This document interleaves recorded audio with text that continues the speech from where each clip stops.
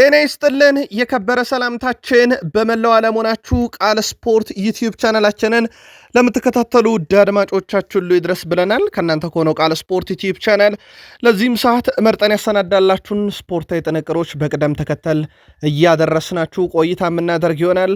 እስከ ፕሮግራማችን ፍጻሜ ቆዩ። ላይክ፣ ሰብስክራይብ፣ ሼር ማድረግ እንዳይረሳም። በሀሳብ መስጫ ሳጥናችን ላይ በአውሮፓ ምሽት ጨዋታዎች ዙሪያ መልካታችሁን በየክለቦቻችሁ እንዲሁ ልታጋሩን ትችላላችሁ። እኛ በመረጃ ሰዓታችን አስቀድመን የአገር ቤት ጉዳይ እናነሳለን። በአገር ቤት አባትና ልጅ በተቃራኒ የተፋለሙበትን የኢትዮጵያ ፕሪሚየር ሊግ የተመለከተ ልዩ ጥንቅር ይዘናል። በአፍሪካ የመረጃ ሰዓታችን ለየት ያሉ ውሳኔዎችን መስማት ጀምረናል። ምን አዲስ ነገር አለ? ከአፍሪካ ዋንጫ በኋላ በመረጃ ሰዓታችን ለእናንተ ውድ አድማጮቻችን ይዘንላችኋል። ትላንት የአውሮፓ ምሽት ጨዋታዎች በየስቴዲየሞቹ ሲካሄዱ ነበር። በርከት ያሉ ግቦችን፣ በርከት ያሉ ቀይ ካርዶችን ጨምሮ ለየት ያሉ ሁነቶችን ተመልክተናል። ለእናንተ ውድ አድማጮቻችን ይዘናችኋል። አብራችሁን ቆዩ። በታላላቆቹ ክለቦች ባየር ሙኒክ በጣም ወሳኝ ድል አሳክቷል። ባርሴሎና በጣም ፈታኝ በነበረውና በቀዝቃዛው ስቴዲየም በጣም ወሳኝ ድል ሲያስመዘግብ ጨዋታው ላይ በርካታ ሁነቶች ተከስተዋል። አንድ ባንድ እናነሳቸዋለን። ከዚህ ጋር በተያያዘ የፕሪሚየር ሊግ 3 ክለቦችም ጨዋታ ነበራቸው። 3ቱም ድል ቀንቷቸዋል። በጣም አስገራሚ መረጃ ግን 3ቱም ድል ሲቀናቸው መረባቸውን አላስደፈሩም። የዲያው ኒውካስል ዩናይትድም የሴንት ጄምስ ፓርክ ስቴዲየሙን ጨዋታ ተወጥቶታል። ልዩ ጥንቅር፣ በርከት ያሉ አዳዲስ ታሪኮችም የተመዘገቡበት ነበር፣ እንመለከተዋለን። የስታንፎርድ ብሪጅ ጨዋታ ለቼልሲ ቀላል አልነበረም። ነገሮች ፈታኝ ነበሩ። ሊያም ሮዣኔር በአሰልጣኝነት ታሪካቸው የመጀመሪያ ምሽታቸው ነው። የቡድኑን ወሳኝና የምሽቱን ወሳኝ ሰው ካይሴዶን እናነሳለን። ከዛ ውጪ በቡድን ዜና ቼልሲ ተጫዋች ሊያስፈርም ነው። ውድ ቤተሰቦቻችን በርካታ አዳዲስ መረጃዎች በቼልሲ በኩል ይዘናል። አንድ ለየት ያለ ነገር እንነግራችኋለን። ቼልሲ ደጋፊዎች አብራችሁን ቆዩ። ሊቨርፑል ከሜዳ ውጭ ነው የተጫወተው። 13ኛ ጨዋታውን ሊቨርፑል ያለ ሽንፈት ሲቋጭ ትላንትና በድል ጭምር ነው። ወደ ማርሲያ ቀንቶም ኦሬንጅ ቮልትሜድ ሬድ አሬና ላይ ድል አድርጓል። የጨዋታው ልዩነት ዶሚኒክ ሶቦዝ ላይ ነው። ፍጹም የተለየ ምሽት፣ ፍጹም የተለየ አጋጣሚ ነበረ። በጨዋታው ላይ አርኔ ስሎት ምን አሉ? ሊቨርፑል እንዴት ያለ ምሽት አሳለፈም? ከአውሮፓ ሻምፒዮንስ ሊግ የምሽት ጨዋታዎች መጠናቀቅስ በኋላ ክለቦች በደረጃ ሰንጠረዡ የት ተቀምጠው የመጨረሻ ጨዋታቸውን ይጠብቃሉ የሚለውንና የሳምንቱን ምርጥ 4 እጮች እንነግራችኋለን። የስፔን ክለቦች 3 ተጫዋቾችን ያስመረጡበትን ማለት ነው። ከዛ ውጪ ሲደረጉ ከነበሩ ጨዋታዎች ውስጥ የክርስቲያኖ ሮናልዶ 40 ግቦች ብቻ መቅረትን የተመለከተውን ጥንቅር ጨምሮ በስፔን ላሊጋ እንደ ተጨማሪ መረጃ ይዘናል። አብራችሁን ቆዩ። በፕሪሚየር ሊግ የመረጃ ሰዓታችን ብቻ ላይ ዛሬ የፕሪሚየር ሊግ ክለቦች በጣም ወሳኝ ጨዋታ ያላቸው እናነሳቸዋለን። ከታላላቆቹ የፕሪሚየር ሊግ ክለቦች ከአርሰናል ጋር በተያያዘ ትልልቅ የዝውውር መረጃዎችን እነግራችኋለን። በተለይም የአንድሪያ ቤርታ ቀጣይ ዕቅድ፣ የአርሰናሉ ተጫዋች በዝውውሩ ጉዳይ ላይ ያነሳቸው ሀሳቦች፣ ከዛ ውጭ አርሰናል በቀጣይነትም ማሰናበት አለበት ስለተባለው ተጫዋችና ጉዳት ላይ ያሉ ተጫዋቾችን የተመለከተ እንደዚሁም በአርሰናል በኩል የሰሞኑን 2 አነጋጋሪ ተጫዋቾች በቁጥር እንገልጻቸዋለን። ተጨማሪ መረጃዎችን ይዘናል። ከዛ በአነጋጋሪነቱ የቀጠለው የማንቸስተር ዩናይትድ እና የአርሰናል የእሁዱን ጨዋታ በተመለከተ ኢያን ራይት የሚለን ነገር አለ። ትላንትና ግን አስቀድመው ኤምሬትስ ላይ ጨዋታ ነበራቸው፣ ወይም በአርሰናል ሜዳ ጨዋታ ነበራቸው።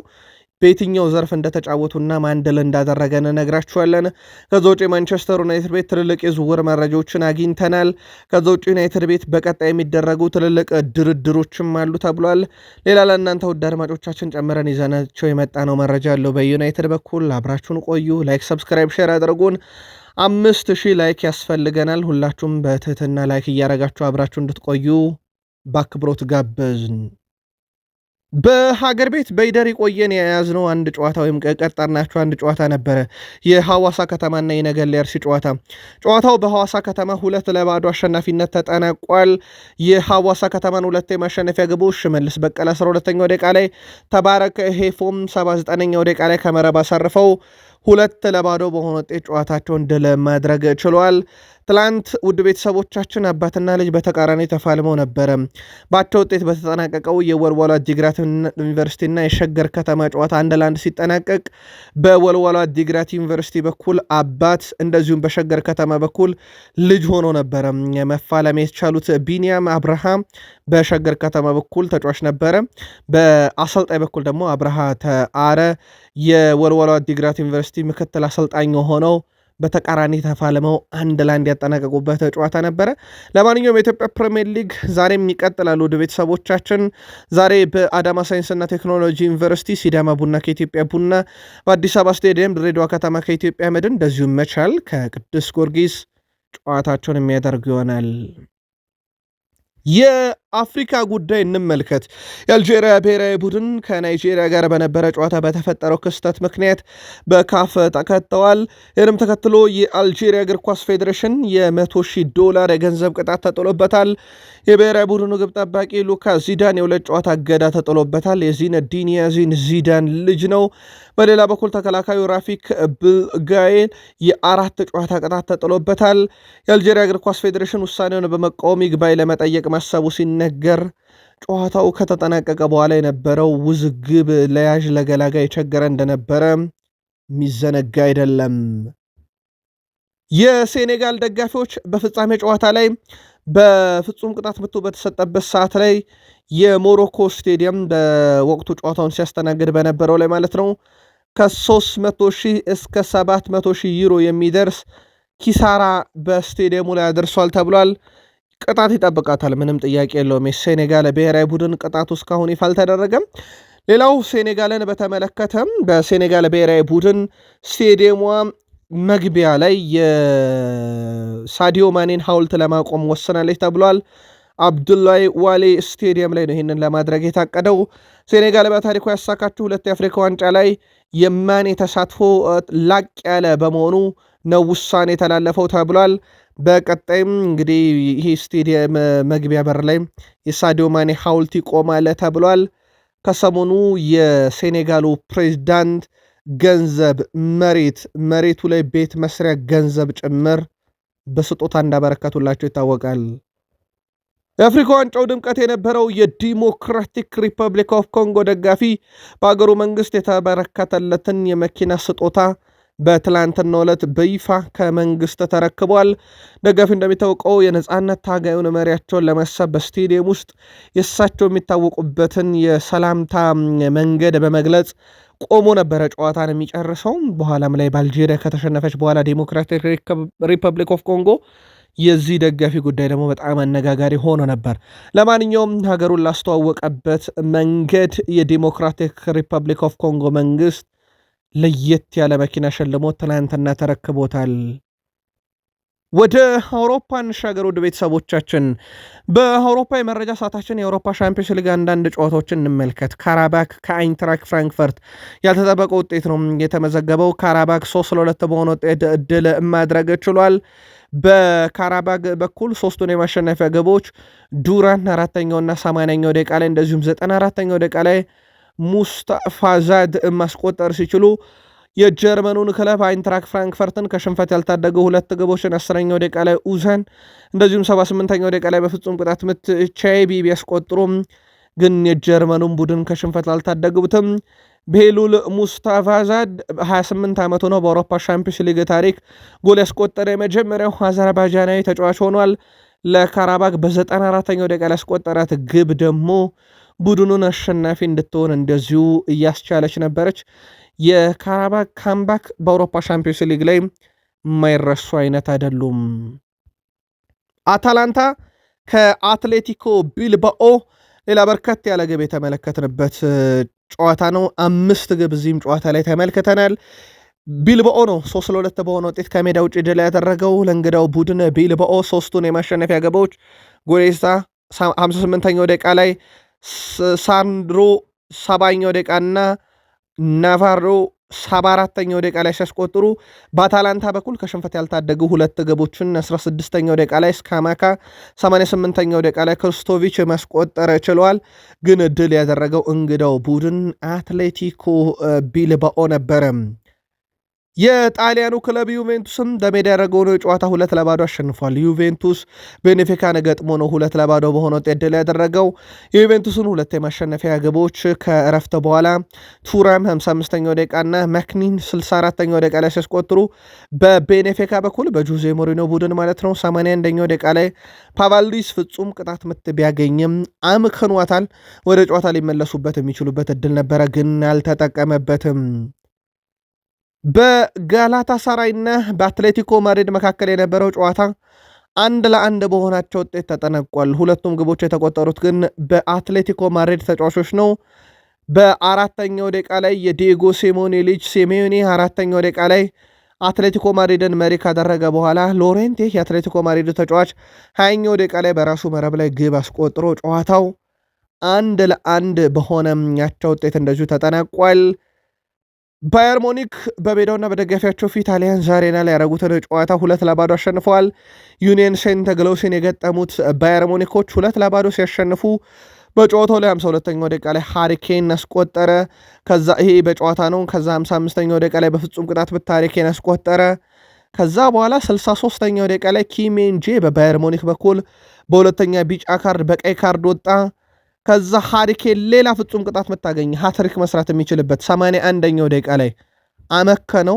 ስለዚህ ሃሪኬን ሃትሪክ መስራት የሚችልበትን እድል በምሽቱ ጨዋታ ላይ ሳይጠቀምበት ቀርቷል። ሚኬል ኦሊሴ አሁንም አስደናቂ ብቃቱ ቀጥሏል። 15 ግብ 17 አሲስት በ29 ጨዋታ የክንፍ አጥቂ አይመስልም። ቁጥሮቹ ሲታይ ሻርፕ ነምበር 9 ነው የሚመስለው። በጣም አስደናቂ ውድድር ዓመት እያሳለፈ ይገኛል። ከጨዋታው ውጤት በኋላ ውድ ቤተሰቦቻችን ሁለተኛው በአውሮፓ ሻምፒዮንስ ሊግ 16ቱን የተቀላቀለ ቡድን ታውቋል።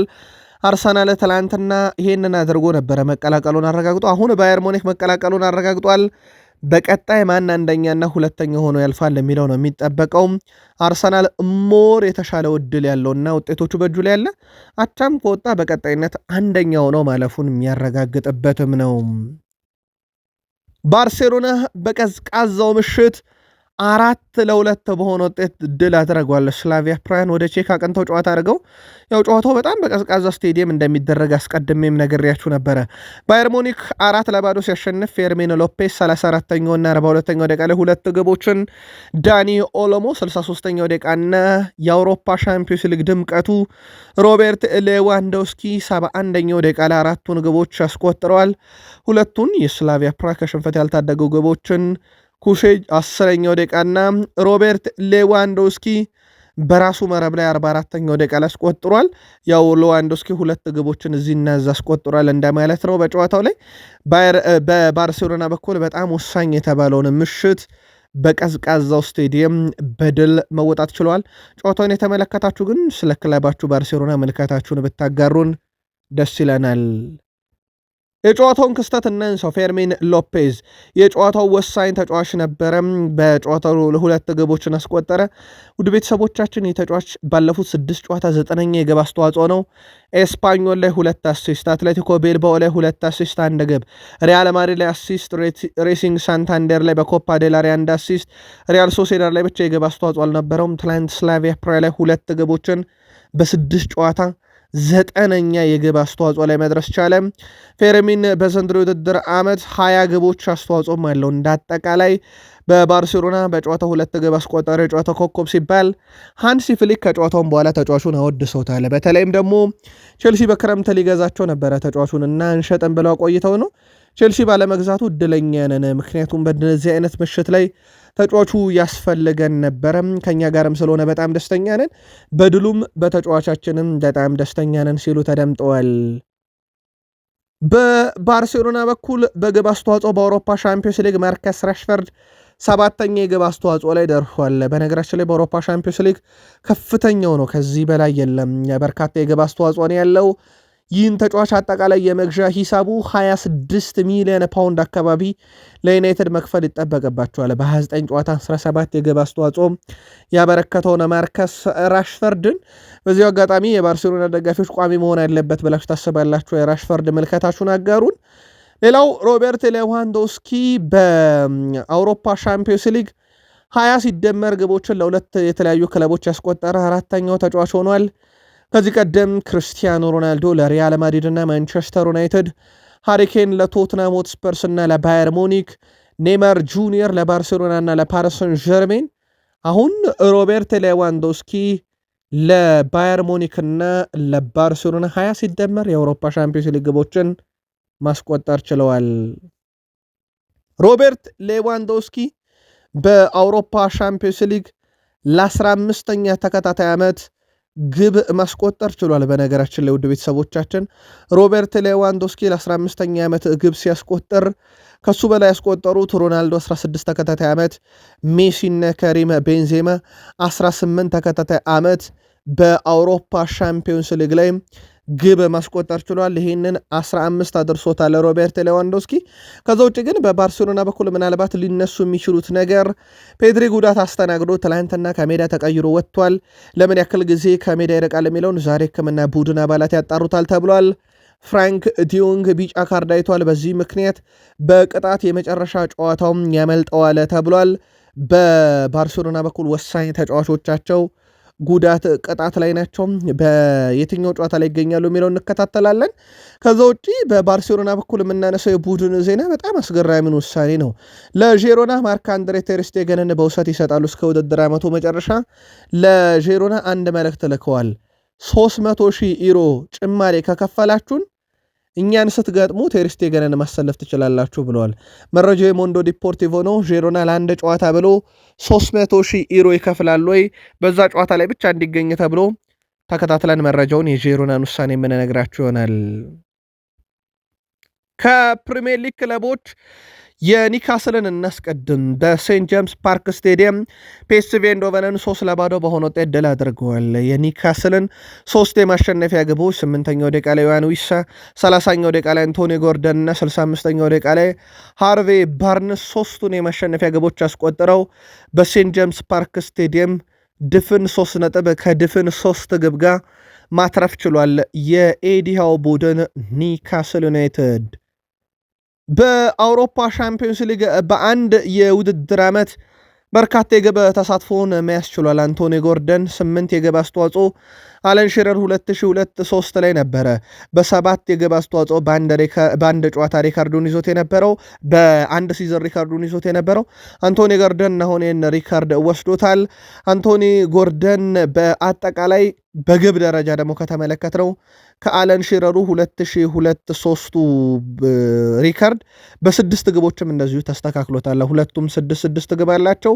ከዛ ውጪ ዘንድሮ 6ኛ ግቡን ሲያስቆጥር ከሱ በላይ ግብ በማስቆጠር በአውሮፓ ሻምፒዮንስ ሊግ የምናገኘው ተጫዋች ኬሊያን ምባፔ እሱም 11 ግቦችን በመያዝ ነው። ስለዚህ አለን ሽረርን በግብ አስተዋጽኦ በልጦታል። በ8 የግብ አስተዋጽኦ 2 አሲስት ሲደመር ስላለው በግብ ደረጃ ደግሞ ከተመለከትነው ሁለቱም 6 አላቸው። ስለዚህ አንቶኒ ጎርደን በቀጥ አንድ ግብ ካስቆጠረም በግብ ማስቆጠርም በግብ አስተዋጽኦም አለን ሽረርን በጣምራ በመብለጥ ሪካርዱን የግሉ እንደዚሁ ማድረግ ይችላል። ዮሐን ዊሳ ትላንትና ግብ አስቆጠረ። ዮሐን ዊሳ ከጉዳት ከመጣ በኋላ በፕሪሚየር ሊግም ግብ አስቆጥሮላቸዋል። ለሱ ግን በእግር ኳስ ታሪኩ የመጀመሪያው የአውሮፓ ሻምፒዮንስ ሊግ ግቡን ነው ከመረብ ማሳረፍ የቻለው። ውድ ቤተሰቦቻችን ጨዋታው ሲጠናቀቅ ከኦፕታ ባገኘነው መረጃ 3-0 ኒካስል አሸነፈ። ግብ የማስቆጠር ንጻሬ ኒካስል 2.52 ኦልሞስት የሚገባውን ያክል ግብ አግኝቷል እንደማለት ነው። የፒኤስቪ አይንድሆቨን 0.34 ነው። አሰልጣኙ አስቀድመው ሊቨርፑልን 4-1 ካሸነፉ በኋላ እና ትላንትና በጋዜጣዊ መግለጫ ኒካስል ከባዱ ቡድን ነው ከሊቨርፑል በላይ ብለው ነበር። በጣም የተቸገሩበት ጨዋታ ነበረ። ፒኤስቪ አይንድሆቨኖች ኒካስል 11 ሙከራ፣ ሊቨርፑል 6፣ ኒካስል 4 ኢላማውን የጠበቀ ፒኤስቪ አይንድሆቨን 1 በጨዋታ ኒካስል ዩናይትድ 54 በመቶ የኳስ ቁጥጥር፣ ፒኤስቪ አይንድሆቨን 46 በመቶ ብቻ የኳስ ቁጥጥር ነበራቸው። የኒካስሉ ተጫዋች ሃርቬ ባርንስ ከፒኤስጂ ጋር ስለሚያደርጉት የሻምፒዮንስ ሊግ የመጨረሻም ጨዋታ ሀሳቡን አጋርቷል። ከዚህ ቀደም በፒኤስጂ በደረሰብን ሽንፈት አሁንም ተበሳይተናል ያለው ሃርቬ ባርንስ አሁን ወደዛ ሄደን ማስተካከል እንፈልጋለን ብሏል። ተጫዋቹ ቡድናቸው ለደረሰበት ሽንፈት ሂሳብ እናወራርዳለን ብሏል። በፓሪስ ሰን ዠርሜን ላይ ኒካስል ዩናይትድ ትላንት ምሽት ማሸነፉን ተከትሎ 8 ውስጥ በመግባት 7ኛ ደረጃ ላይ መቀመጥ ችሏል። ፒኤስጂ በበኩሉ ከኒካስል ጋር ተመሳሳይ 13 ነጥቦችን ይዞ 6ኛ ደረጃ ላይ ይገኛል። ሁለቱ ክለቦች 8ቱ ስለማጠናቀቅ የሚያደርጉት የመጨረሻ የምድብ ጨዋታ ራሱን ችሎ ይወስናልና በአውሮፓ ሻምፒዮንስ ሊግ ከፍጻሜ በፊት ያለ ፍጻሜ ያክል የሚደረግ ፍልሚያ ነው። ጨዋታውን ማን በበላይነት ይወጣል ለሚለው ጉዳይ ግን ሃርቬ ባርንስ እኛ ሂሳብ ስለምናወራረድ ፓሪስ ሰን ዠርሜን ላይ እኛ እንወጣዋለን ብሏል። 8ኛውና የመጨረሻው የምድብ ጨዋታ ወይም ዙር ጨዋታ ቀጣይ በኒካስል ዩናይትድ እና በፓሪስ ሰን ዠርሜን በትልቁ ይጠበቃል። ቼልሲ በስታምፎርድ ብሪጅ ስቴዲየም ያደረጉትን ጨዋታ 1-0 በሆነ ውጤት ድል አድርገዋል። ሞይሰስ ካይሴዶ 78ኛው ደቂቃ ላይ ብቸኛውን ግብ ለቼልሲ አስቆጥሮ ቼልሲ ፓፎስን 1-0 በሆነ ውጤት ድል አድርጓል። የቀድሞ ተጫዋቻቸው ዳቪድ ሉዊስን በተቃራኒ የገጠሙበት ጨዋታ ነበረ። ጨዋታውን በቁጥር ከተመለከትነው ቼልሲ 71 በመቶ የኳስ ብልጫ ነበረው። የፓፎስ 29 በመቶ ብቻ ነው። ቼልሲ ግብ የሚያስቆጠር ንጻሬ 1.68 ነው። ኦልሞስት ተገቢውን ያክል ግብ አግኝቷል እንደማለት ያክል ነው። የፓፎስ 0.1 ነው። ምንም ግብ አላገኙም። እንደሚታወቀው ቼልሲ 1 ሞክሯል፣ ፓፎስ 3፣ ቼልሲ 7 ኢላማውን የጠበቀ ፓፎስ 1። ትልቅ የግብ ዕድል ቼልሲ 5 ፈጥሯል፣ ፓፎስ 0 ያመከኑት። ቼልሲ 4 ትልልቅ ዕድሎችን አምክኗል። እንዳጠቃላይ ቼልሲ በጨዋታው ላይ 95 በመቶ ኳስ የማቀበል ስኬት ነበር። የፓፎስ 82 በመቶ ነው። ቼልሲ 6 ጥፋት ተፈጽሞባቸዋል። የፓፎስ 10 ኦፍሳይድ፣ ሁለቱም ጥፋት አላጠፉም። እንዳጠቃላይ ቼልሲ ከጨዋታ ብልጫ ጋር ፓፎስን በካይሴዶ ብቸኛ ግብ 1-0 አሸንፏል። ሊያም ሮዣኒየር የመጀመሪያው ቼልሲ አሰልጣኝ ሆኗል። ከ2021 ቶማስ ቱዌል በኋላ የመጀመሪያ ጨዋታቸውን እየመሩ በቼልሲ ድል ያደረጉት ያ ብቻ አይደለም። የመጀመሪያ ሲያረጋቸው ለሳቸው በራሱ የአውሮፓ ሻምፒዮንስ ሊግ የመጀመሪያ ድላቸውን ነው እንዳሰልጣኝ ያስመዘገቡት። በእርግጥ የአውሮፓ ሻምፒዮንስ ሊግን በአሰልጣኝነት ሲመሩ የመጀመሪያቸው ነው። ሊያም ሮዣኒየር ትላንትና በቼልሲ አሰልጣኝነት ከቶማስ ቱዌል 2001 በኋላ የመጀመሪያው አሰልጣኝ የመጀመሪያ ጨዋታቸውን ድል ያደረጉ፣ ለሳቸውም የመጀመሪያ ጨዋታቸውን ድል ያደረጉበት ምሽት ነበረ። የእሳቸውን የጨዋታ አቀራረብ ግን እንዴት አገኛችሁት? ጨዋታውን የተከታተላችሁ የቼልሲ ደጋፊዎች መልከታችሁ ላኩልን። ቼልሲን ለድል ያበቃች ብቸኛ ግብ ያስቆጠረው ሞይሰስ ካይሴዶ ቡድኑን በመርዳቱ መደሰቱን ገልጿል። ካይሴዶ ሲናገርም ግብ ማስቆጠር አልለመድኩም፣ ነገር ግን በዚህ ምሽት ለእኔ ልዩ ነበር ብሏል። አክሎም ለቡድኑ ግብ አስተዋጽኦ በማበርከቱ በጣም ደስተኛ መሆኑን የገለጸው ካይሴዶ በጨዋታውም የጨዋታው ኮከብ ተብሎ እንደዚሁ ተመርጧል። የሚገባው ይመስላል። በጨዋታው 105 ኳሶችን ነክቷል። ከ93 የማቀበል ሂደት 89ኙ ተሳክቶለታል። 15 ኳሶችን ሶስተኛ የሜዳ ክፍል ላይ ያቀብሏል። በጨዋታው ላይ 4 ኢላማውን የጠበቀ ሙከራ አድርጓል።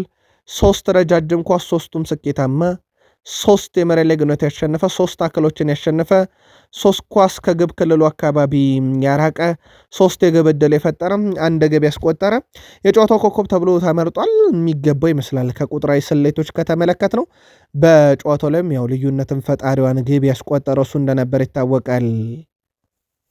የ18 ዓመቱ የቼልሲው ታዳጊ ተጫዋች ኤስታቪዮ በምሽቱ ሲጠበቅ ነበረ። ምክንያቱ ደግሞ አንድ ሪከርድ እንዲሰበር ነበረ። በመጀመሪያ 3 ጨዋታ 3 ግቦችን በአውሮፓ ሻምፒዮንስ ሊግ ያስቆጥሯል። አንድ ታዳጊ ተጫዋች በመጀመሪያዎቹ 4 ጨዋታ ግብ ያስቆጠረው በተከታታይ ኬሊያን ምባፔ 2-7 ለሞናኮ ነበረ።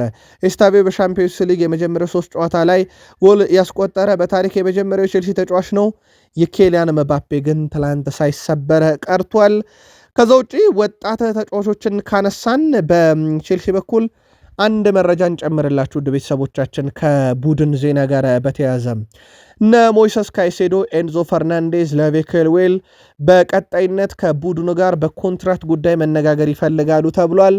በቼልሲ ቤት እንግዲህ በቡድን ውስጥ የሪስ ጀምስም ጉዳይ ይታሰብበታል ተብሏል። 250 ሺህ ፓውንድ እየተከፈለው በሳምንት በቼልሲ ቤት ይገኛል። ቼልሲ ቤት እንዳጠቃላይ የደሞዝ ጉዳይ፣ የኮንትራት ጉዳይ ጨምሮ ማለት ነው ድርድሮች፣ ውይይቶች በቀጣይ ይካሄዳሉ ተብሏል። በተለይም የሞይሰስ ካይሴዶ፣ ኤንዞ ፈርናንዴዝ እና የሌቪ ኮልዊል ጉዳይ በትልቁ የሚታሰብበት ጉዳይ ነው ተብሏል። የለንደኑ ክለብ ቼልሲ የሼፊልድ ዌድnesdayን ወጣት የግራ መስመር ተከላካይ ይሳ አላኦን ለማስፈረም ከጫፍ ደርሰዋል። የተጫዋቹ የዝውውር ሂሳብ ተጨማሪ ክፍያን ጨምሮ ከ1 ሚሊዮን ፓውንድ ሊበልጥ እንደሚችል ተገልጿል።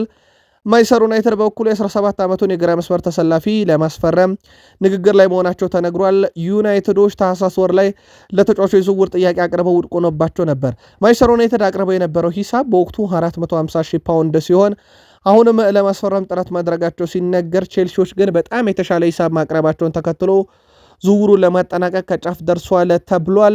በዛው የቼልሲ መረጃ ላይ ስላለን መረጃዎች እናክል ብለን ነው። ዝውውሩ በትልቁ ይጠበቃል፣ እንከታተለዋለን። አንድ ለየት ያለ መረጃ እንንገራችሁ ውድ ቤተሰቦቻችን። በእግር ኳስ ገጠመኝ ያለፈ ታሪክ በእግር ኳስ ዋጋ ባይኖረውም አሊያንዝ አሬና ላይ መጫወት የፍጻሜን ጨዋታ ሁሌ አዲስ ክለብ ሻምፒዮን እንደሚያደርግ ይታወቃል። ቼልሲ ቤት አንድ ነገር እንንገራችሁ። 2021 ላይ አሰልጣኝ ከፈረንሳይ አምጥቶ ቶማስ ቱሄልን ቀጠሩ። በዛው ዓመት ሴኔጋል የአፍሪካ ዋንጫ ነሳች። በዛው ዓመት ቼልሲ በዓመቱ መጨረሻ ሻምፒዮንስ ሊግ በላ። አሁን ታሪክ ራሱን ሊደግም ከፍራንስ ሊጋ ቼልሲ አሰልጣኝ አምጥተዋል፣ የአእምሮ ሰሪየር። ሴኔጋልም እንደዛው ሁሉ ዋንጫ በልታለች፣ የአፍሪካ ዋንጫ። ቼልሲ አውሮፓ ሻምፒዮንስ ሊግ በላይ ሆነ። በዚህ ገጠመኝ የእናንተ መልከት አጋሩን። ሊቨርፑል ከሜዳ ውጪ ነው የተጫወተው። ትላንትና ወደ ፈረንሳይ አቅንቶ ግን በጣም ወሳኝ የተባለ ድል አስመዝግቧል። ሊቨርፑል በዶሚኒክ ሴቦዝ ላይ 45ኛው ደቂቃ ተጠናቆ በጭማሪው ደቂቃ እንደዚሁም በሩል 73ኛው ደቂቃ ላይ ራሱ መረብ ላይ ኮዲ ጋክፖ 93ኛው ደቂቃ ላይ በራሱ በጨዋታ ግብ አስቆጥሮ ማርሴይን 3-0 በሆነ ውጤት ድል ማድረግ ችሏል። የስሎቱ ቡድን ሊቨርፑል ትላንት እንግዳ ቢሆኑም በጨዋታው ላይ ግን እንግዳ አልነበሩም። 3-0 ሊቨርፑል ሲያሸንፍ ግብ የማስቆጠር ንጻሬ ሊቨርፑል 1.49 ነው። ተጨማሪ አንድ ግብ በላይ አግኝቷል እንደማለት ነው። የማርሴሎ 0.88 ነው። ቢያንስ አንድ ግብ ማስቆጠር ይችሉ ነበር ግን አላገኙም። ማርሴ 15 ሙከራ ሞክሯል፣ ሊቨርፑል 11። ማርሴ 4 ኢላማውን የጠበቀ ሊቨርፑል 3። ማርሴ 58 በመቶ የኳስ ብልጫ ነበረው፣ ሊቨርፑል 42 በመቶ ብቻ የኳስ ቁጥጥር ነበረው። ግን ሊቨርፑል ድል አድርጓል። ትላንት ካስታወሳችሁ አርኔ ስሎት እንደ ጨዋታ አስፈላጊነቱ ነው እንጂ የጨዋታ አቀራረብ መሆን ያለበት የኳስ ቁጥጥር ብቻ ጨዋታን ያሸንፋል ብዬ አላምንም ብለው ነበርና እንዳሉት 58 በመቶ የኳስ ብልጫ ተወስዶባቸው ግን ጨዋታውን 3-0 በሆነ ውጤት ድል አድርገው ነው ጨዋታውን ማጠናቀቅ የቻሉት። ዶሚኒክ ሴቦዝ ላይ እናንሳ። ዶሚኒክ ሴቦዝ ላይ በዚህ ውድድር ዓመት ያለው የአውሮፓ ሻምፒዮንስ ሊግ ግስጋሴ ቀላል የሚባል አይደለም። በ2025/26 የውድድር ዓመት በጨዋታ እስካሁን 7 የግብ አስተዋጽኦ መድረስ ችሏል። አይንትራክ ፍራንክፈርት ላይ ግብና አሲስት፣ ሪያል ማድሪድ ላይ አሲስት፣ ፒኤስቪ አይንድሆቨን፣ ኢንተር እና ማርሴይ ላይ አንዳንድ ግቦችን አስቆጥሯል። በእርግጥ አንዷም ግብ በሱ የተያዘች ይመስል ነበረ የቅጣት ምቷ፣ ግን በተቃራኒ ቡድን ራስ ላይ በተቆጠረ ነው ትላንትና የተያዘችው። ከዛ ውጭ ዶሚኒክ ሴቦዝ ላይ በአውሮፓ ሻምፒዮንስ ሊግ በርካታ ትልልቅ እድሎችን በመፍጠር አንደኛ ነው በ7፣ ጋክፖ በ6 ይከተለዋል። በሊቨርፑል በኩል አንደኛም ሁለተኛም ያሉት የሊቨርፑል ተጫዋቾች ናቸው። በተለይም ዶሚኒክ ሴቦዝ ላይ በጨዋታው ላይ እንግዲህ ከቅጣት ምት ግብ አስቆጥሯል። 2022/23 በኋላ ከትሬንት አሌክሳንደር አርኖልድ በኋላ የመጀመሪያው የሊቨርፑል ተጫዋች ሆኗል። 2 የቅጣት ምት ግቦችን ሲያስቆጠር ግን አንደኛው ቅጣት ምት በሱ አልተያዘችለትም። ግን ኦልሞስት የሱ መሆን የነበረባትና ለሱ በጣም የቀረበች ነበረች። በጨዋታው ላይ እንዳጠቃላይ ዶሚኒክ ሴቦዝ ላይ የጨዋታ ኮከብ ተብሎ ተመርጧል። 1 ጎል ከቅጣት ምት፣ 1 ጎል ያው ኦን ጎል ተቆጠረች። 1 ኢላማውን የጠበቀ በሳጥን ውስጥ ኳስ ያቀበለበትን ቴክኒክ ተመልክተናል። ከዛ ውጭ 1 ትልቅ የግብ ዕድል ፈጥሯል። 100% ሙከሮቹ ኢላማቸውን የጠበቁ ነበሩ። በጣም አስገራሚ እሱ ነው። 35 ኳሶችን ለቡድን አጋሮቹ በትክክል አቀብሏል። 6 ኳስ መልሶ ነጥቋል። 100% የመሬት ልዩነቶችን አሸንፏል። 1 ኳስ እንዳጠቃላይ በጨዋታው ላይ በጣም ሚዛናዊ ነበረ። የጨዋታው በጣም አስደናቂና የጨዋታውም ኮከብ የነበረው እንደዚሁ ዶሚኒክ ሴቦዝ ላይ ነበረ። በቅርቡ ካስታወሳችሁ ውድ ቤተሰቦቻችን በሊቨርፑልና በዶሚኒክ ሴቦዝ ላይ መካከል ድርድር እየተደረገ እንደሆነ ይታወቃል፣ ኮንትራቱን ለማራዘም። እኛም እየተከታተልነው ነው። ከምሽቱ ጨዋታ በኋላ ኮንትራቱን ማራዘም አይገባውም ወይ ትላላችሁ? ሊቨርፑል ያላኩልን ቨርጅል ቫንዳይክ 86 በመቶ የአየር ላይ ኳሶችን አሸንፏል። እስካሁን በአውሮፓ ሻምፒዮንስ ሊግ ይህን ያህል ቁጥር ያለው የለም። ከ28 የአየር ላይ ግንኙነት 24ቱን በድል ተወጥቷል። ፍጹም አስደናቂ ነበር። ትላንትና ከጨዋታውም በኋላ ሐሳቡን አጋርቷል። በተለይም ቨርጅል ቫንዳይክ እንደዚህ አይነት ጨዋታዎችን መወጣት ቀላል አይደለም ብሏል። ቨርጅል ቫንዳይክ ካሸነፍን ወይም ጥሩ ውጤት ካመጣን በኋላ ማገገም ላይ ሙሉ ትኩረት ማድረግ እንዳለብን ሁል ጊዜ እንነጋገራለን። ቀጣዩ ተጋጣሚያችን በርንማውዝ ነው ብሎ የገለጸው ቨርጅል ቫንዳይክ እነሱን ለመርታት ጥሩ ተነሳሽነት ይኖረናል ብሏል። ቨርጅል ቫንዳይክ በጨዋታውም ላይ ቀላል አልነበረም ብሏል። የሮቤርቶ ዲዘርቢ ቡድን ሁልጊዜ የሮቤርቶ ዲዘርቢን ቡድን መግጠም ቀላል ሊሆን አይችልም ብሏል። ቨርጅል ቫንዳይክ ስለ ጆ ጎሜዝም ሲናገር ሁለቱም ጥሩ ጓደኛሞች በመሆናቸው አብረው መጫወታችን ለቡድኑ ትልቅ እገዛ ነው ብሏል። በተለይም በሶስተኛው ጎል ላይ ጆ ጎሜዝ ያደረገው አስተዋጽኦ አድንቆ በቡድኑ ውስጥ አብረን መጫወታችን በጣም ወሳኝ ነው ብሏል። ከጨዋታው በኋላ በሰጠው ሐሳብ ሊቨርፑል 13 ጨዋታ ሆነው ሽንፈት የሚባል ነገር ካየ ውድ ቤተሰቦቻችን፣ በነገራችን ላይ ይሄ በአውሮፓ አምስቱ ታላላቅ ሊግ ያለ ሽንፈት የተጓዘው 13 ጨዋታ ሊቨርፑልን በአውሮፓ አምስቱ ታላላቅ ሊግ ቀዳሚ አድርጎታል። ያ በጨዋታ ድል ማድረግ ተስኖት ሽንፈት በተከታታይ ሲያስተናግድ የነበረ ቡድን ሊቨርፑል አሁን በአውሮፓ አምስቱ ታላላቅ ሊግ 13 ተከታታይ ጨዋታ ያልተሸነፈ ረጅሙ ጉዞ ሆኗል። ከነኛ 13 ጨዋታ ግን የሊቨርፑል ደጋፊዎችን ብሽቅ ያደረገው ነገር 6ቱ ጨዋታ ባቻ ውጤት የተጠናቀቀ፣ ገሚሱ አቻ የወጡበት ደግሞ እየመሩት የነበረው ጨዋታ እንደነበረ ይታወቃል። ለማንኛውም ረጅሙ የሊቨርፑል ያለመሸነፍ ጉዞ 13 ደርሷል። አርኔ ስሎት ያስመዘገበው ነው ውጤት ይገባናል ብለዋል። የሊቨርፑል አሰልጣኝ አርኔ ስሎት ቡድናቸው ኦሎምፒክ ማርሴይን በማሸነፍ ያገኘው ነጥብ ተገቢ ብለውታል። ያገኘነው ነገር ይገባናል ያሉት አርኔ ስሎት በጨዋታው ላይ በዚህ ዓመት እንደገጠምነው እድለቢስ አልነበረም ቡድናችን ትላንትና፣ አሁን እድለኛ ሆነናል ብለዋል። ጥሩ ሆነን እድለቢስ ከሆነባቸው ምሽቶች የትላንቱ ግን ይገባናል ብለዋል። አክለውም ሳንሸነፍ በተጓዝንባቸው ያለፉት 13 ጨዋታ የተመራ ነው ለ54 ደቂቃ ብቻ መሆኑን አትርሱ ብለዋል።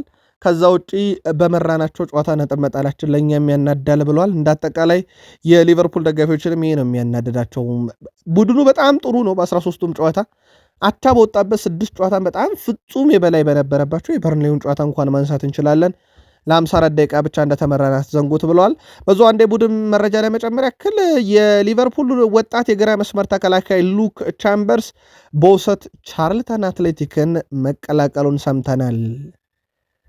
የአውሮፓ ሻምፒዮንስ ሊግ 7ኛ ዙር ጨዋታዎች ተደርገው ከተጠናቀቁ አርሰናል በ21 ነጥብ ይመራል። ባየር ሙኒክ በ18 ሁለተኛ፣ ሪያል ማድሪድ በ15 ነጥብ ሶስተኛ፣ ሊቨርፑል በ15 ነጥብ አራተኛ፣ ቶትናም በ14 ነጥብ አምስተኛ፣ ፓሪስ ጀርሜን በ13 ነጥብ ስድስተኛ፣ ኒካስል በግብ ክፍያ አንሶ በ13 ነጥብ ሰባተኛ፣ ቼልሲ በግብ ክፍያ አንሶ በ13 ነጥብ ስምንተኛ ደረጃ ላይ ይገኛሉ።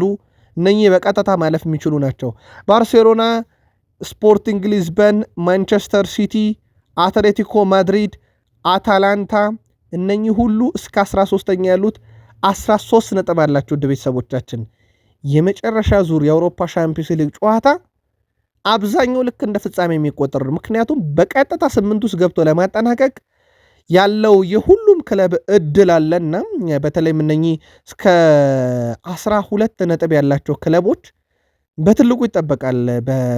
በሂሳባዊ ስሌት ደረጃ 10 ነጥብ ያለው ካራባግም 18ኛም ያለው መግባት ይችላል። ግን በተለይም እነኚህ 13 12 ነጥብ ያላቸው ክለቦች እስከ 16ኛ ያሉት በጣም ወሳኝ ናቸውና በትልቁ የመጨረሻ ዙር ጨዋታዎችን እንጠብቃለን።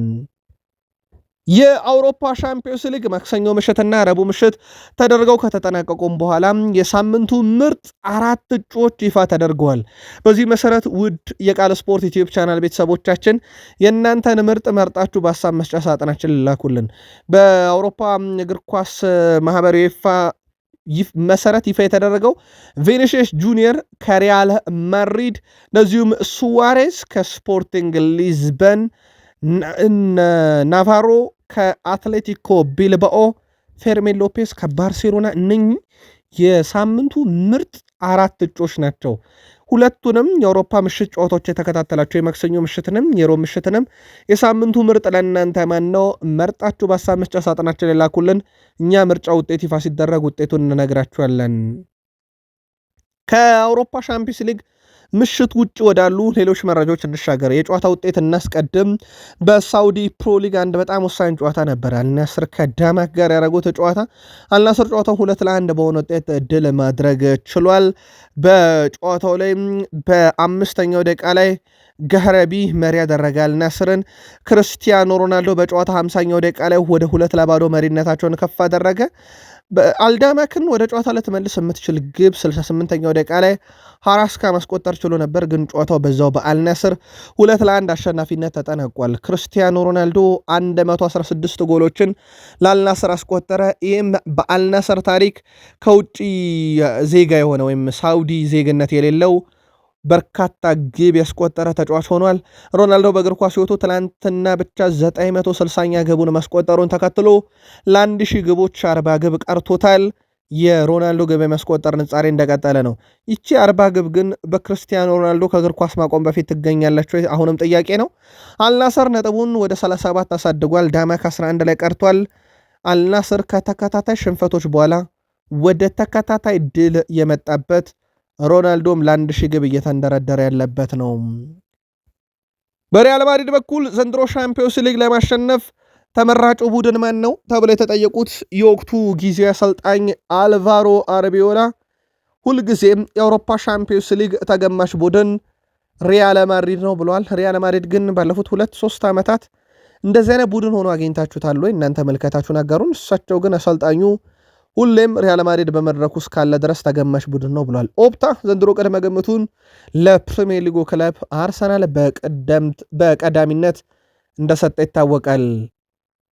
የስፔን ላሊጋ የ2025/26 የውድድር ዘመንም የወርሃ ጥር የሩመር ተጫዋች እጩዎች ይፋ ተደርገዋል።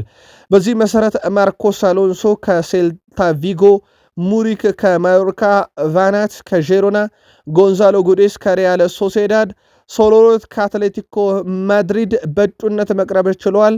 ከሪያል ማድሪድ እና ከባርሴሎና አንድም እጩ የለም። ከአትሌቲኮ ማድሪድ ግን ቢያንስ ሶሎሮት አንድ እጩ አለ።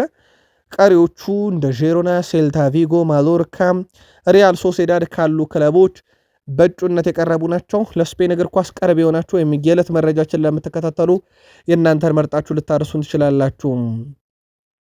ውድ የቃል ስፖርት ዩቲዩብ ቻናል ቤተሰቦቻችን ከእናንተ ከሆነው ቃል ስፖርት ዩቲዩብ ቻናል የሳቱን አጫጭር ስፖርታዊ ጥንቅር እያጋራናችሁ እንገኛለን።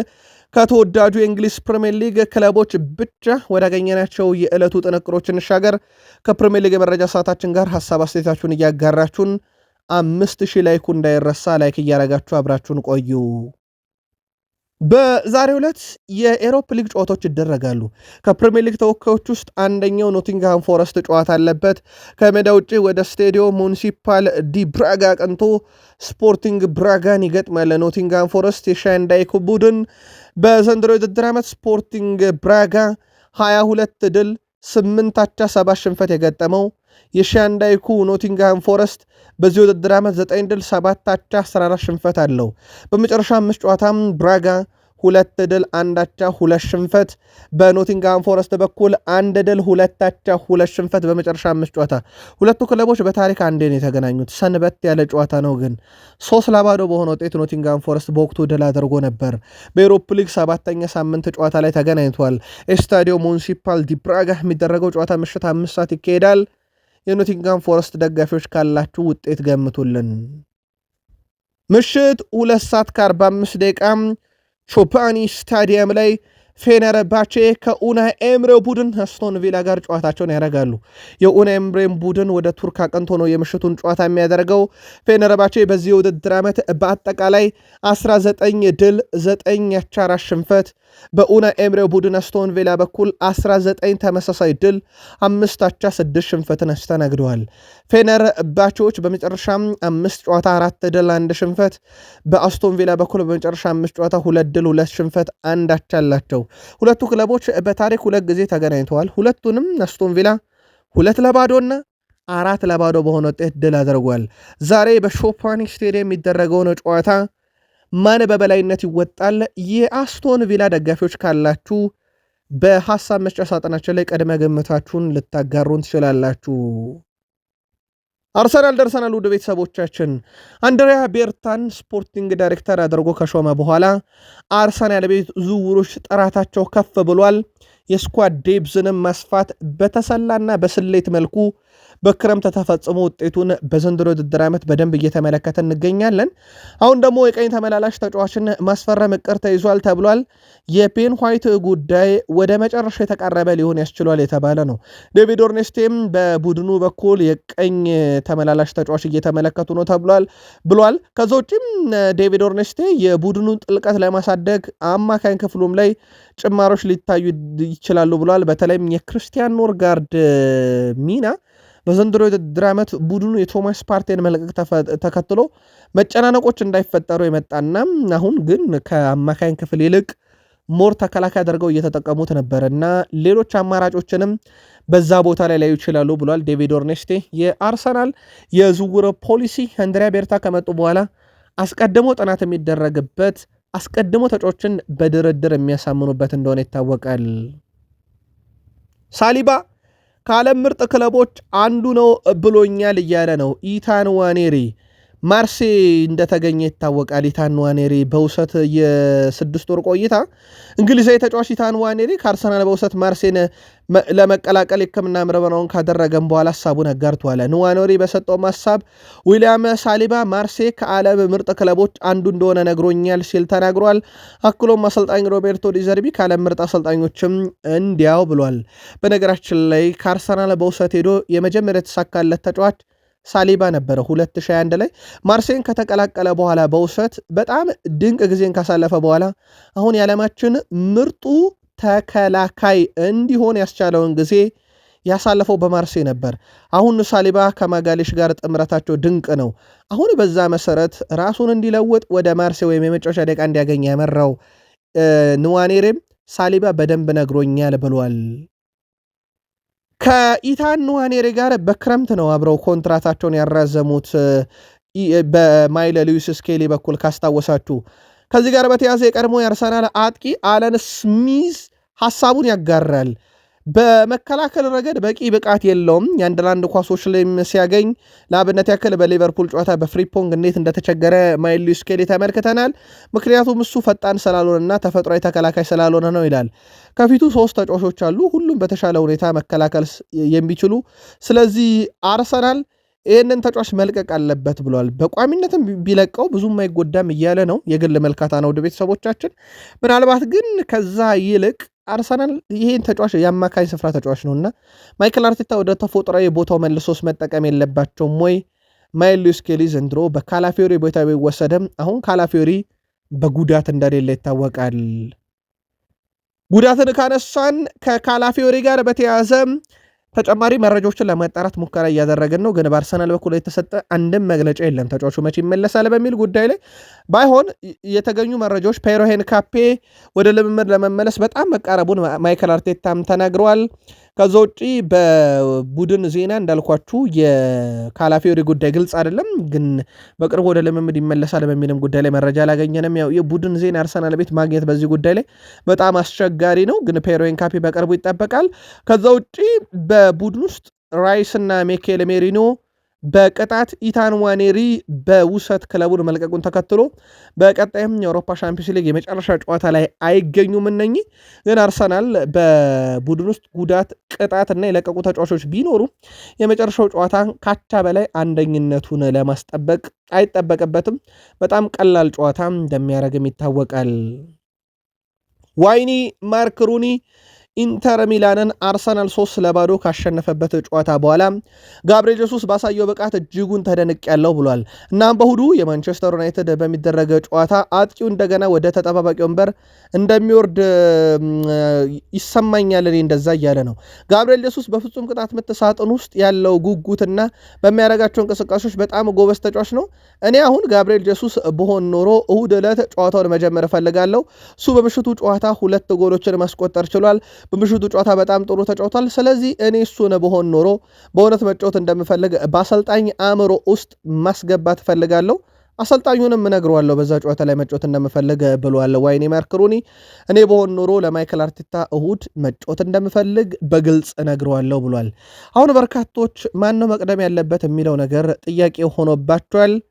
በቁጥር እንንገራችሁ።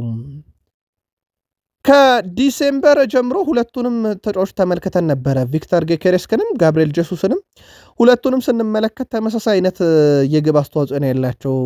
ቪክተር ጌኬሬስም 3 ግብ 1 አሲስት አለው። ጋብሪኤል ጄሱስም 3 ግብ 1 አሲስት አለው። አሁን ውሳኔ ማይከል አርቴታ ነው። ቪክተር ዮኬሬስ በዚህ ውድድር ዓመት በታላላቅ ጨዋታዎች ላይ አትሌቲኮ ማድሪድ ላይ 2 ግብ እንደዚሁም ቼልሲ ላይ ጎል እና አሲስት በኢንተር ሚላን ላይ ጎል ነበረውና የትልቅ ጨዋታዎች ላይ እንደዚህ አይነት ቁጥሮች ያሉት በቼልሲ በአትሌቲኮ ማድሪድ በኢንተር ላይ አሳይቷል። ስለዚህ የመጨረሻ ውሳኔ ማን ይሆናል ማለት ነው? የማይከል አርቴታ ይሆናል ማለት ነው። ይህ ጉዳይ እንግዲህ ብዙ እያነጋገረ ያለ የወቅቱ ጉዳይ ነው። የቀድሞ የአርሰናል ተጫዋች ኢያን ራይትም በዚሁ ጨዋታ ዙሪያ ሀሳቡን ሲያጋራ ዩናይትድ ቤት ልንጠነቀቃቸው የሚገቡ በርካታ ተጫዋቾች አሉ፣ ለእኔ ግን አማድ ዲያሎን መጠንቀቅ ያለብን ይመስለኛልና አርሰናል በጨዋታው ላይ በርካታ ጥንቃቄ ሊያደርግ ይገባል፣ በተለይም እንደ አማድ ያለን ተጫዋች መጠንቀቅ አለብን ብሏል።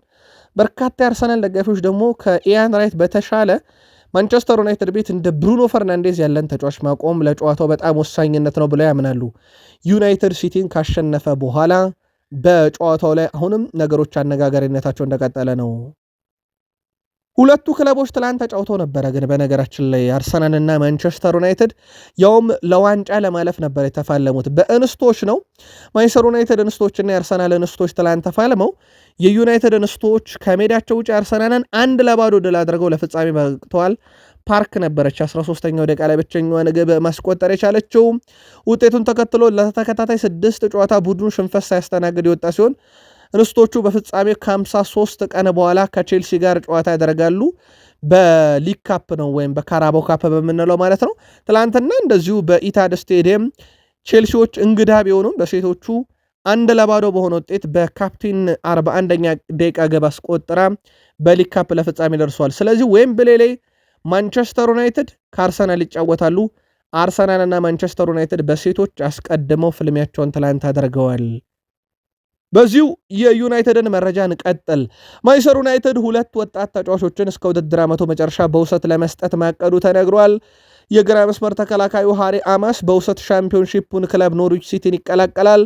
ተጫዋቹ ባለፈው 6 ወር ሼፊልድ ዌድnesday ያሳለፈ ቢሆንም ወደ ካሪንግተን ተመልሶ ልምምድ እየሰራ ይገኛል። በርካታ ክለቦች የተፈለገው የ18 ዓመቱ ሃሪ አማስ አሁን ላይ በኖርዊች ሲቲ እንግዲህ ይጫወታል ተብሏል እስከ ውድድር ዓመቱ። ከዌስት ብሮም ወደ ቡድኑ የተጠራው አማካዩ ቶቢ ኮይለር በበኩሉ ሃል ሲቲን ለመቀላቀል መስማማቱን አትሌቲክ አረጋግጧል። ሁለቱም ወጣትና ታዳጊ ተጫዋቾች በቀጣይም አዲሶቹን ክለቦቻቸውን ይቀላቀላሉ ተብሎ ይጠበቃል። ማንቸስተር ዩናይትድ በቀጣይ ከብሩኖ ሚጌል ፈርናንዴዝ ጋር ውይይት ያደርጋሉ ወይም ድርድር ያደርጋሉ ተብሏል። ስለ ወደፊት ቆይታው ነው። ማንቸስተር ዩናይትድ ቢያንስ ለአንድ ተጨማሪ ዓመትም ተጫዋቹን የማቆየት እቅድ አሁን በውስጣቸው አለ እየተባለ ነው። አምና በ100 ሚሊዮን ፓውንድ ሸጠው ለሩበን አሞሪ እቅድ የሚጠቅሙ ተጫዋቾችን ለማምጣት እቅድ የነበራቸው ዩናይትዳውያን ግን በሩበን አሞሪ የለም እሱ ተሽጦ የሚመጣ የሚሳካ እቅድ የለም ብሎ ካቆየው በኋላ ሩበን አሞሪ ቢሰናበትም በቡድኑ ወሳኝነቱ ቀጥሏል። ማንቸስተር ዩናይትድ እንደ ኤሊዮት አንደርሰን፣ አዳም ዋርተን፣ ካርሎስ ባሌባ ያሉ ተጫዋቾችን በክረምት የዝውውር መስኮት ለማስፈረም ፍላጎት እንዳለውና ቅዱም እንደሆነ ቢታወቅም ብሩኖ ፈርናንዴዝ ግን ማንቸስተር ዩናይትድን ከመልቀቅ ይልቅ ቢያንስ አንድ ተጨማሪ ዓመት እንዲቆይላቸው ፍላጎት አለ እየተባለ ነው። በጉዳዩ ላይ መረጃዎችን እንከታተላለን። ውይይቱ መች ይደረጋል፣ የብሩኖ ፈርናንዴዝ ፍላጎት እንዴት ያለ ነው የሚለውን ለዩናይትድያን ተከታትለን እነግራችኋለን። ትላንት ምሽት ማለትም በጃንዋሪ 21 ዕለተ ረቡዕ ምሽት ለዩናይትድ ደጋፊዎች ካደረስናችሁ መረጃ ውስጥ ብሩኖ ሚጌል ፈርናንዴዝ የእንግሊዝ ፕሪሚየር ሊግ የሁለተኛ ሳምንት የሳምንቱ ምርጥ ተጫዋች ተብሎ ተመርጧል። ዩናይትዶች እጩ ባቀረቡባቸው ያለፉት 12 አጋጣሚዎች እንግዲህ አብዛኞቹን አስመርጠዋል። በጣም አስገራሚ ገጠመኝ ነው። ሌላ ለዩናይትድ ደጋፊዎች በምሽቱ ያነሳንላችሁ መረጃ ማንቸስተር ዩናይትድ ያለፈ ታሪኩን በፊልም አስቀርጦ ሸጦ በርከት ያለ ገንዘብ አግኝቶ ገቢውን ሊያካክስ ነው ብለንም መረጃ ነገረናችሁ ነበረ። እንግሊዟ ንግስት ጋር ተመሳይ ይዘት ያለው ፊልም ነው የሚሰራው። ሌላው ማንቸስተር ዩናይትድ ከአጋር ድርጅቱ ጋር ባለው ስምምነት መሰረት በቀጣይነት የጤና ኢፍታዊነት ወይም ሄልዝ ኢኒኩሊቲ ላይ መሰረት በማድረግ ማለት ነው አንድ መለያን ለብሶ ወደ ሜዳ ይገባል። ይሄም መለያ በቀጣይ በሚያዝያ ከብሬንትፎርድ ጋር በሚደረግ ጨዋታ እንደሚደረግ ለዩናይትድ ደጋፊዎች በመረጃ ሰዓታችን በጥራት ከታማኝ የዜና ምንጮች አረጋግጠን በፍጥነት አድርሰናችሁ ነበረ። የዛሬ መረጃችን ፍጻሜ እዚህ ጋር ይሆንና በቀጣይ መረጃ እንገናኝ። ሰናይ ቀን